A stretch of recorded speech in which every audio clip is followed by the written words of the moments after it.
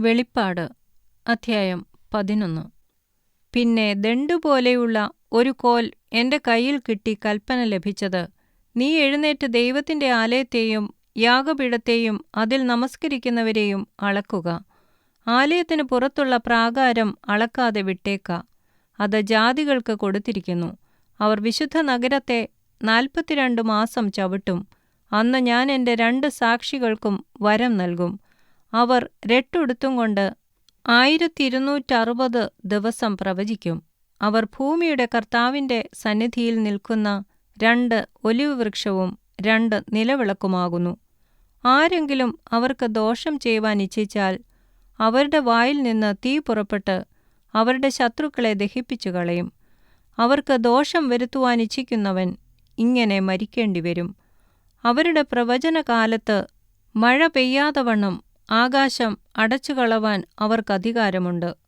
വെള്ളത്തെ രക്തമാക്കുവാനും ഇച്ഛിക്കുമ്പോഴൊക്കെയും സകല ബാധ കൊണ്ടും ഭൂമിയെ ദണ്ഡിപ്പിപ്പാനും അധികാരമുണ്ട്. അവർ തങ്ങളുടെ സാക്ഷ്യം തികച്ച ശേഷം ആഴത്തിൽ നിന്ന് കയറിവരുന്ന മൃഗം അവരോട് പടവെട്ടി അവരെ ജയിച്ച് കൊന്നുകളയും.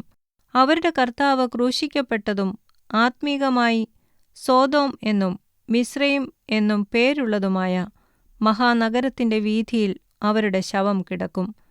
സകല വംശക്കാരും ഗോത്രക്കാരും ഭാഷക്കാരും ജാതിക്കാരും അവരുടെ ശവം 3.5 ദിവസം കാണും. അവരുടെ ശവം കല്ലറയിൽ വെപ്പാൻ സമ്മതിക്കുകയില്ല. ഈ പ്രവാചകന്മാർ ഇരുവരും ഭൂമിയിൽ വസിക്കുന്നവരെ ദണ്ഡിപ്പിച്ചതുകൊണ്ട് ഭൂവാസികൾ അവർ നിമിത്തം സന്തോഷിച്ച് ആനന്ദിക്കുകയും അന്യോന്യം സമ്മാനം കൊടുത്തയക്കുകയും ചെയ്യും. 3.5 ദിവസം കഴിഞ്ഞ ശേഷം ദൈവത്തിൽ നിന്ന് ജീവശ്വാസം അവരിൽ വന്ന് അവർ കാലൂന്നി നിന്നു. അവരെ കണ്ടവർ ഭയപരവശരായിത്തീർന്നു. ഇവിടെ കയറി വരുവീൻ എന്ന് സ്വർഗത്തിൽ നിന്ന് ഒരു മഹാശബ്ദം പറയുന്നത് കേട്ടു. അവർ മേഘത്തിൽ സ്വർഗത്തിലേക്ക് കയറി. അവരുടെ ശത്രുക്കൾ അവരെ നോക്കിക്കൊണ്ടിരുന്നു. ആ നാഴികയിൽ വലിയൊരു ഭൂകമ്പമുണ്ടായി. നഗരത്തിൽ 10 ഇടിഞ്ഞു വീണു. ഭൂകമ്പത്തിൽ 7000 പേർ മരിച്ചുപോയി. ശേഷിച്ചവർ ഭയപരവശരായി സ്വർഗത്തിലെ ദൈവത്തിന് മഹത്വം കൊടുത്തു. 2-ാമത്തെ കഷ്ടം കഴിഞ്ഞു. 3-ാമത്തെ കഷ്ടം വേഗം വരുന്നു.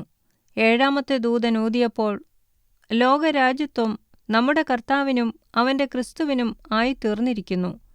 അവൻ എന്നേക്കും വാഴും എന്ന് സ്വർഗത്തിൽ ഒരു മഹാഘോഷമുണ്ടായി.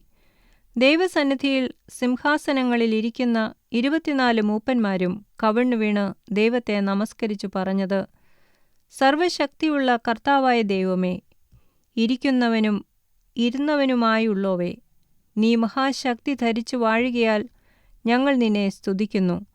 ജാതികൾ കോപിച്ചു, നിന്റെ കോപവും വന്നു.